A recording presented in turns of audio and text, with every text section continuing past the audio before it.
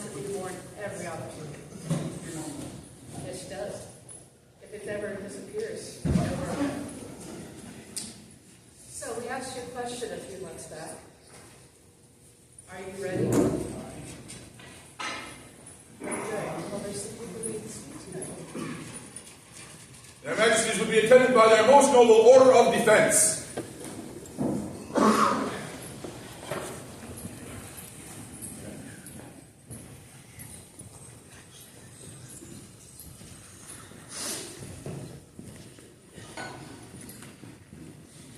So normally we would just say, off you go. But I think that you have a friend who's going to join you. Their Majesties would further be attended by Matthias Ben El-Tabai.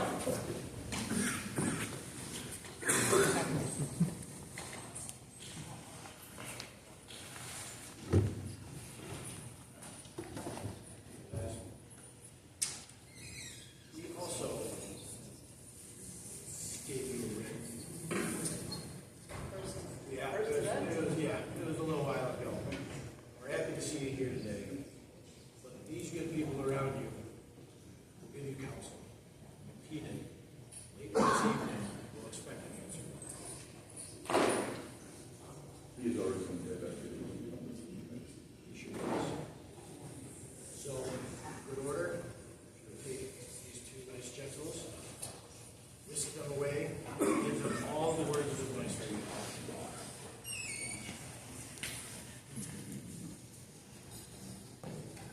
Or Don Corwyn and Don Matthias, as they depart for their vigil to contemplate inclusion in the most noble order of defense. Vivat! Vivat! Vivat!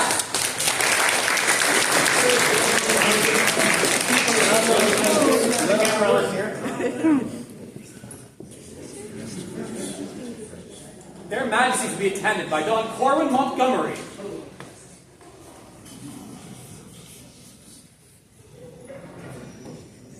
Your Majesties, Your Excellencies, peers of the realm.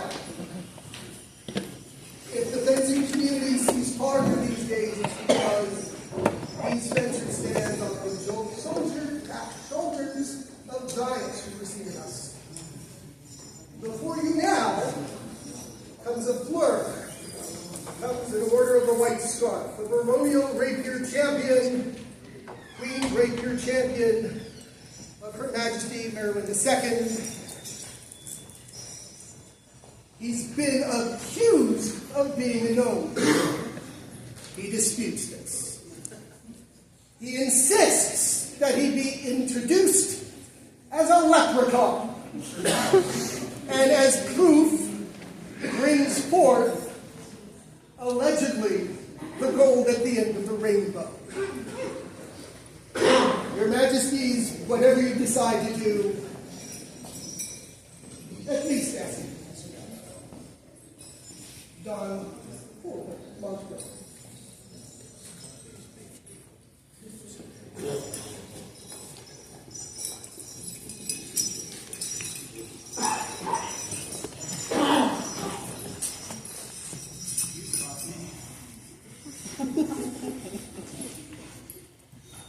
What you were expecting.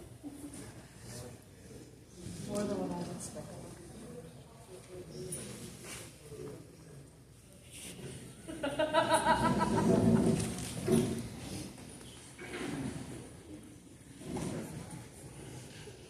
This is a lot of really delicious chocolate. So, you grab it, Jackson?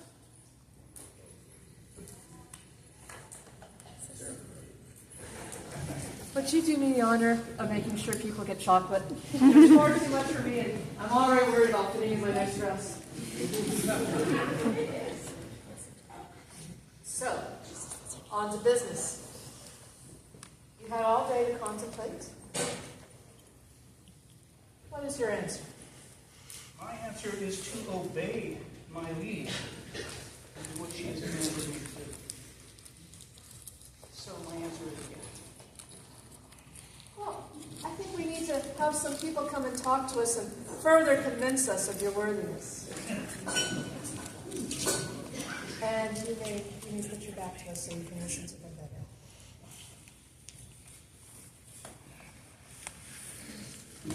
It's like fence like this over my leg. Are there words from a royal peer?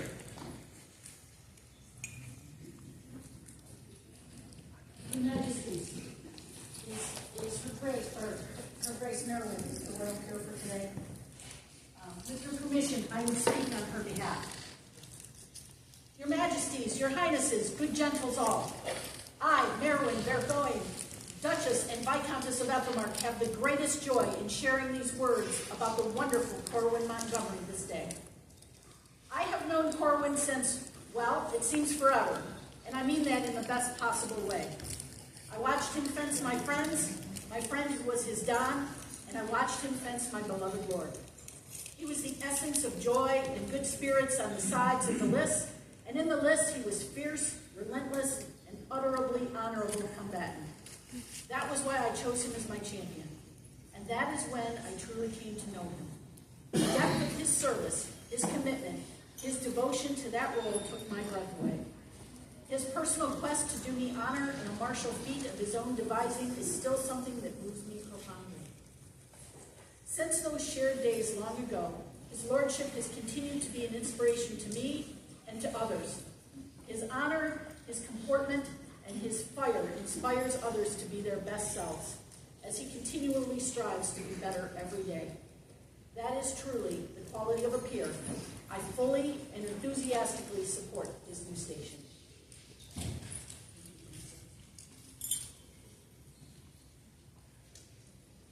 Are there words from a Lady of the Rose? There are, Your Majesties.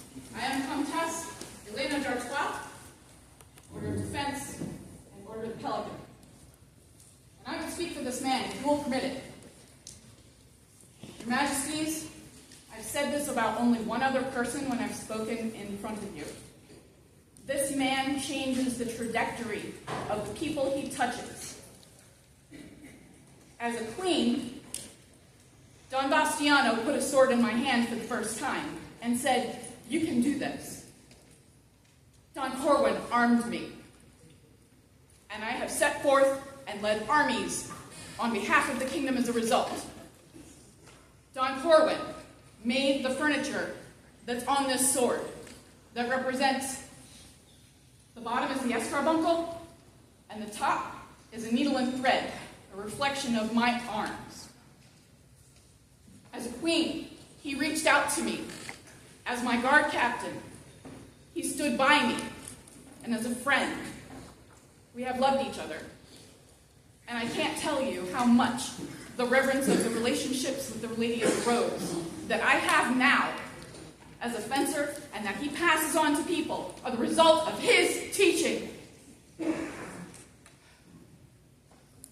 not going to cry. So stay in my images. My friend, you change people. Your Majesties, this man is my peer.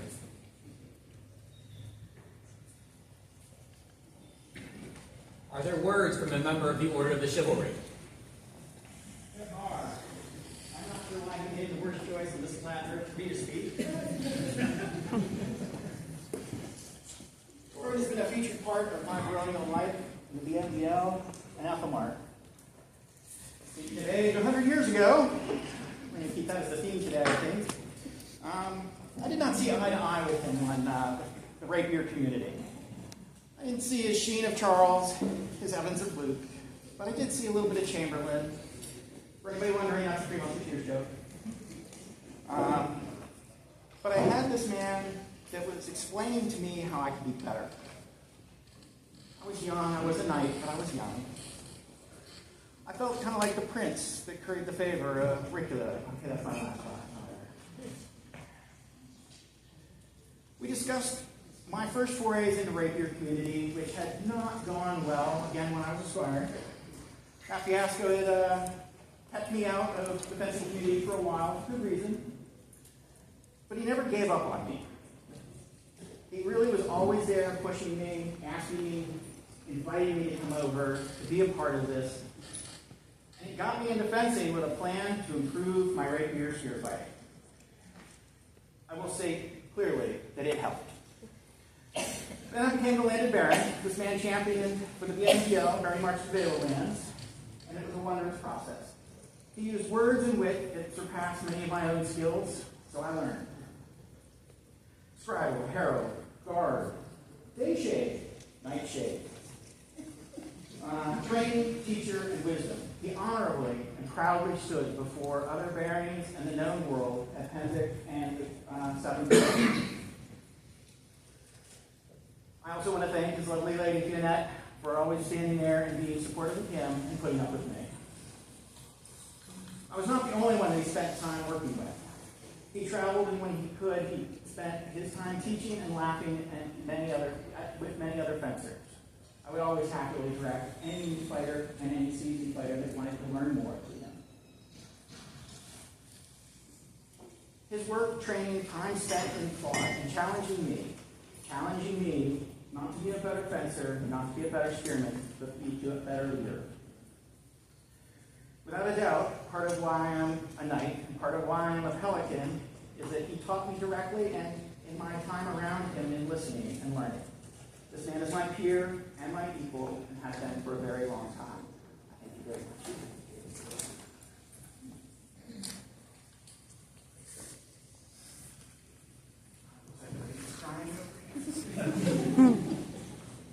Is there a member of the Order of the Laurel to speak? All right. Hold this a second. Absolutely.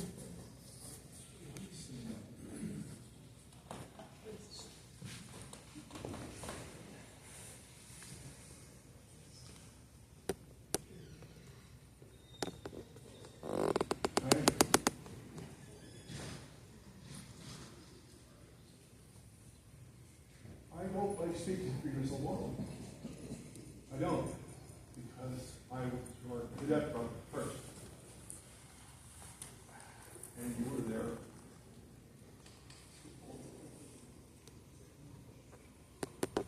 Every ugly, wonderful, I'm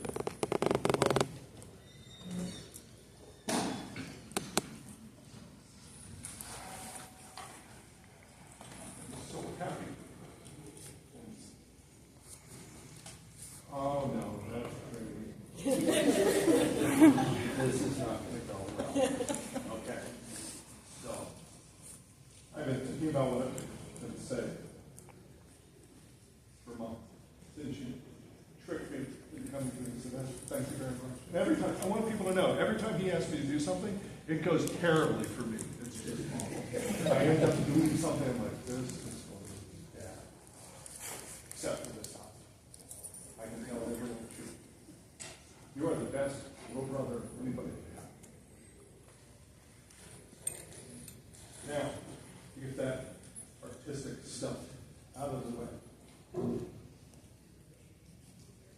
There was a master in Italy. His name was Giotto. And Giotto was given a chance to enter the guild. And they said, but you got to produce a master project. You got to come up with something good. You're Giotto. You'll be able to do it. He said, I got this. And time goes on, and people are like sneaking into the studio. Hey, what you got going? Don't worry. I got this. And a couple of months go by. You're like, hey, Joe, clock's ticking. What you got? Don't worry. I got an angle. I got this. And the fateful day comes, and everybody knows it's over. He doesn't have anything. And he walks in, he's got an easel, a giant covered board. Pulls the cover off and it's blank. And everyone's like, oh, goody. He picks up a piece of chalk, and he draws a circle.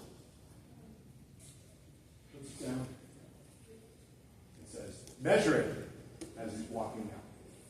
And so they did. It was perfect. A perfect circle. The expression of his art. And when I look at Corwyn, his painting, I love it. But when he and I talk about the art of what we do, it is a perfect circle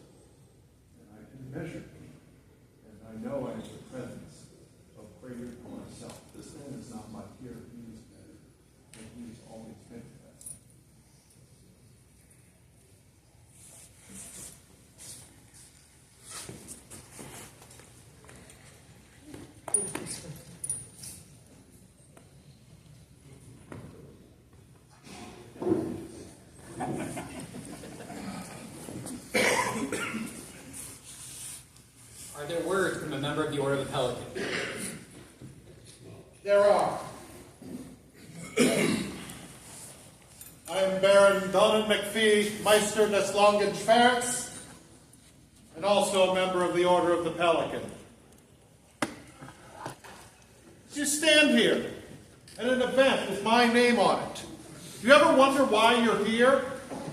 Well, I'll tell you why you're here. You are here because this man is the one who created this event. He is the one that turned a simple pub crawl into a bunch of people fencing and then wanted to do it the next year. He is the one who created this event. But there's so much more. You've heard others speak about how this man is the one to have in your corner. How he is the one that will inspire you to greatness. And not only inspire you to greatness, he's the one who's not afraid to tell you when you up. And that is truly inspiration to greatness. Because no one can be great without making mistakes.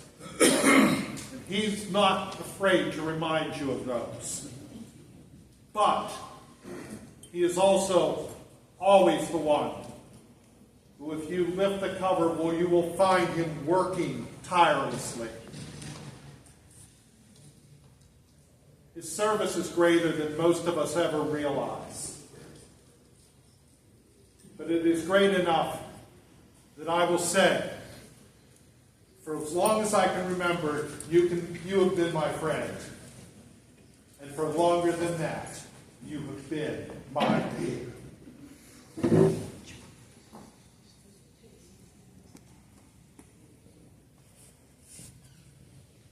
Is there a member of the populace to speak? There is. Hello for you. Here's the legal. How am I supposed to follow these words without crying? Okay, so this man right here is someone who guides the populace. Not only by actions, his deeds, he's so willing to help other people, new people, getting things.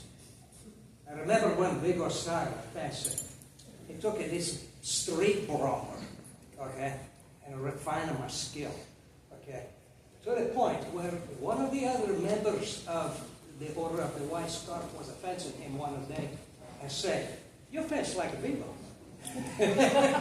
So, you fence like a Vigor. Yeah, he was the one who teach Vigor how to fence.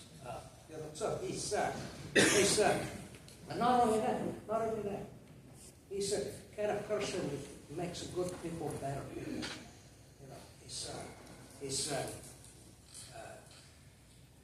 just a great friend.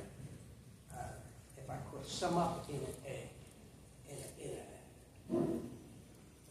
the first phrase that comes to mind is self-sacrifice when I think of Corwyn.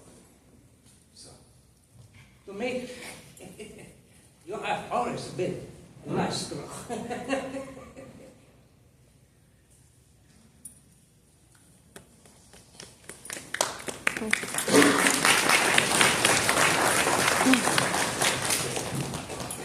Are there words from a member of the Order of Defense?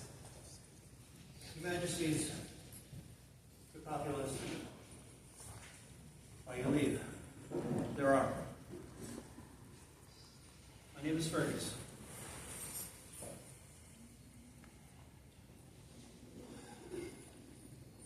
I met Corwyn years ago, long ago.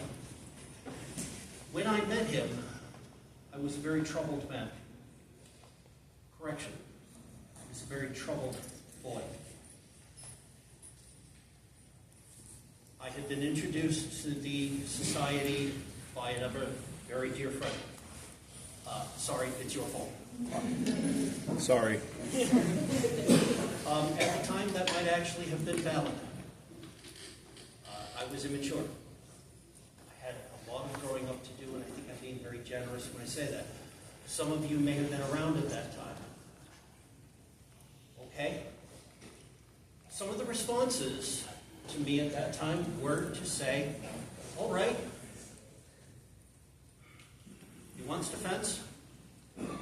Let's just keep hitting him until he figures it out. Some of the responses were to just kind of go the other way.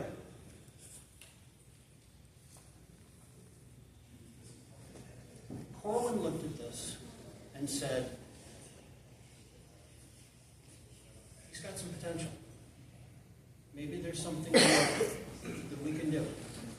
And he offered a kind word, a gentle hand. He was one of the first to encourage me. It is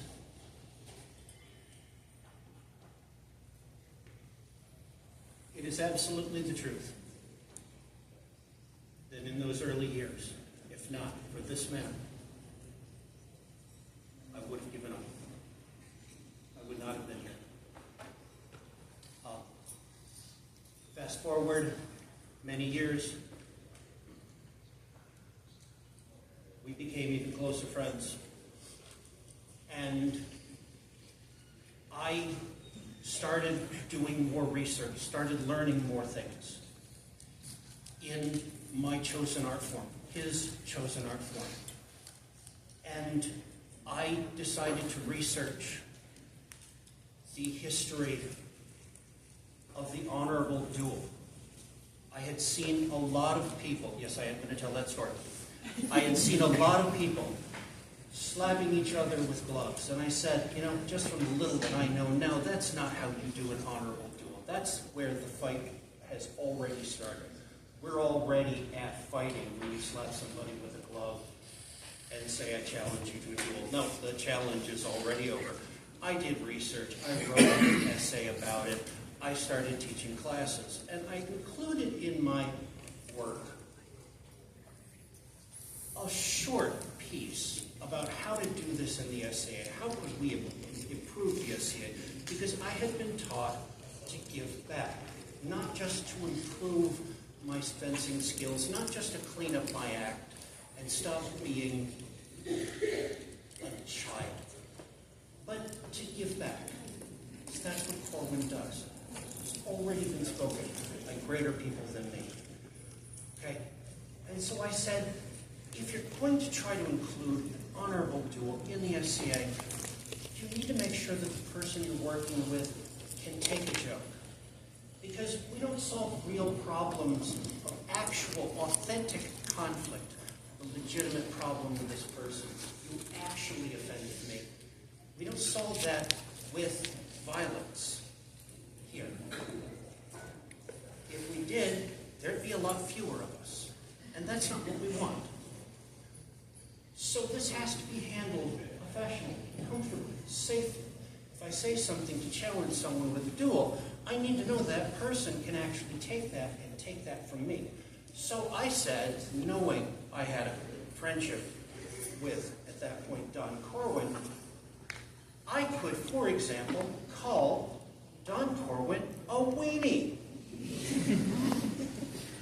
And know that he would take the joke. Well, this got onto our email forums because we didn't have social media back then. We were banging rocks together. And Don Corwyn ran with it. He said, I thought I was a hot dog. And he accepted my challenge. And we met at an event a few weeks later, and he proceeded to take my lunch money and next week's lunch money. And he ran me up and down, and I couldn't even come close. He is a consummate expert swordsman. I fought him today. He is still sharp as the tip of the sword. his prowess is beyond question. I have seen him fight leaning on a cane and still win. As age takes our joints, takes our mobility, he is still sharp. He's still capable. Corwyn taught me that when it comes to looking at someone, when it comes to evaluating, when it comes to thinking about whether or not someone has done what they've done, has done enough, we start out with a different concept. Okay, anybody can win a tournament. Anybody can have a great day. Why are they here? Okay, what have they done? What have they contributed? He said to me once in a different conversation, if your head is in the right place, if your heart is in the right place,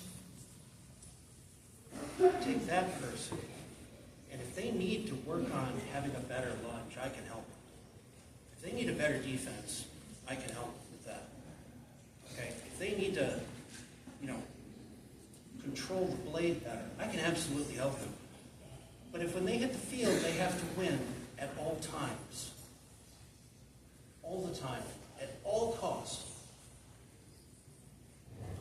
if they're not ready, if they put their opponents in danger in order to score that point, until they can let go of that personal selfishness, if it's all just for them, until they can let go of that and mature,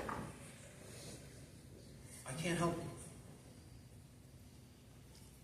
Rather have somebody who's willing to give back, who's able to help others. And that became my criteria for deciding whether or not somebody was ready for a white scarf, was ready for a master defense, or was ready for just about anything.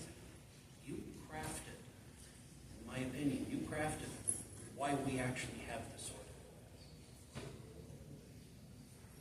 I wish I wasn't saying something that's already been said, but it is the truth. I'm afraid you're not my peer. I have many years to work up to being something close to you here. You have been my role model. You have been someone that I've aspired to try to emulate. And I'm sorry, this is just speaking as me. I have to release the order from my next words. I have found it to be ridiculous that I stand here speaking for you. I should not be in this position. I'm here because you asked me to be, and that is a great gift. You are much more than a peer. And I thank you for letting me be here for you. Your Majesties, this is the best thing you will ever do tonight. Many, many more days. I beg you to continue. Having heard these words, are you minded to continue? I believe that would be the best course. Their Majesties will be attended by the members of the Order of Defense. I'm going to stay right here.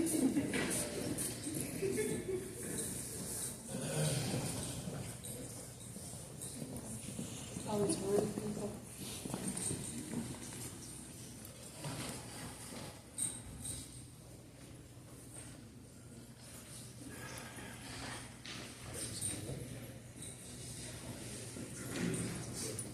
Is the ancestral rose collar of Athelmark present? It is.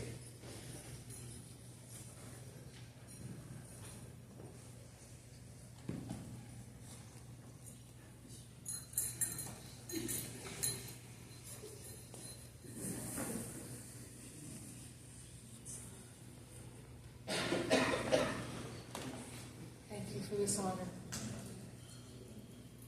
It was worn by a very worthy gentleman. Now, I with great joy we place it upon you to have for about 5 minutes. At Your Majesty's leave, I will recite the lineage of the Order of Collar. This collar was first presented by the Roses to Dorinda Courtenay, then presented to Orlando Di Bene del Vinta, followed by Quinn Kerr, followed by William Paris, followed by Benedict Fergus Alamede, followed by Iago Benitez, followed by Anais Fenn, followed by Bastiano Di Jacopo, followed by Ludovica Brazen, followed by Clewin Cooper Helveling, followed by Emilia Dunvegan, followed by Frederik von Katzenellenbogen, followed by Eric Grenier de la Barre, followed by Jacob of Dunmore, followed by Jacob Martinson, followed by Poe Silvertop, the Rogue, followed by Elena d'Artois L'Italier, followed by Caroline of Burgundy, followed by Cyrus Augur, followed by Jornder Hinroten, followed by Marcus Scalper Grimson, followed by Donnan McPhee, followed by Jahan LeBlanc, followed by Niccolo Loran da Venezia, and now it is yours.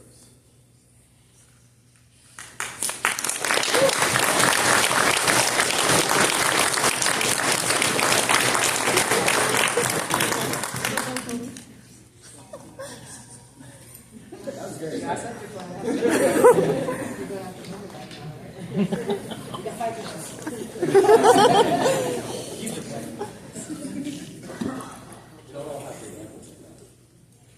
Is there a personal caller present? Thank you.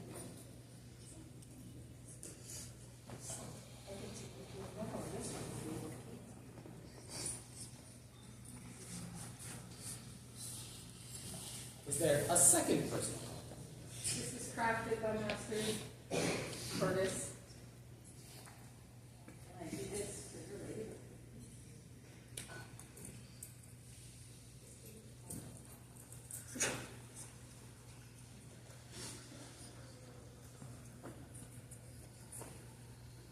Is there a new white scarf that marks his new station? This has on it the mark of all of the awards that Don Corwyn has received.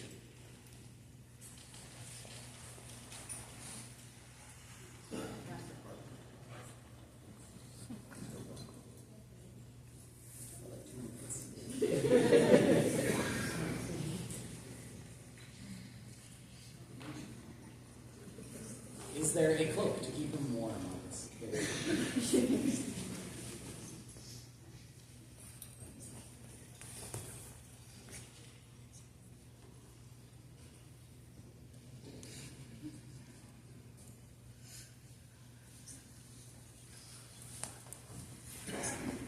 Their Majesties would hear your oath, and you would like it on your sword.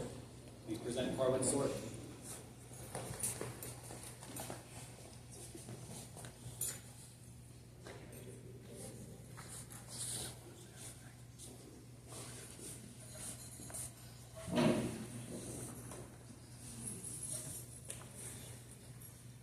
The Crown has summoned me and commanded that I teach, lead by example, give guidance, fight when needed, advise should wisdom and insight be of aid. Regardless of the weight of these duties, I honor the Crown's wishes and accept these wholeheartedly.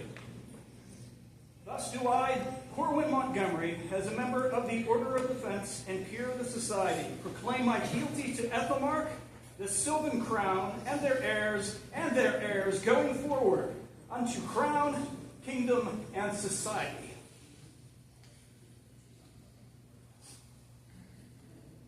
Yeah, those are some pretty strong words. We know them to be true. We accept them.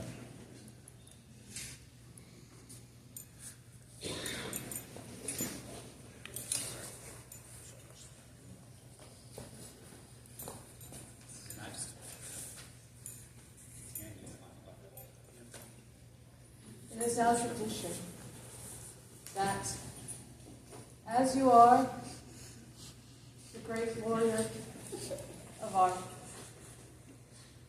Let me restart. condition that now that you are a master of defense, you will accept no evil if be presented to you. Anyone who wishes to harm any member of our populace, you will stand between them and that harm. You will continue to protect the ladies and roses you always have. And so, in symbolic gesture, I'm a little nervous. He told me to hit with a chair, but I thought that was too much. With last unanswered buffet.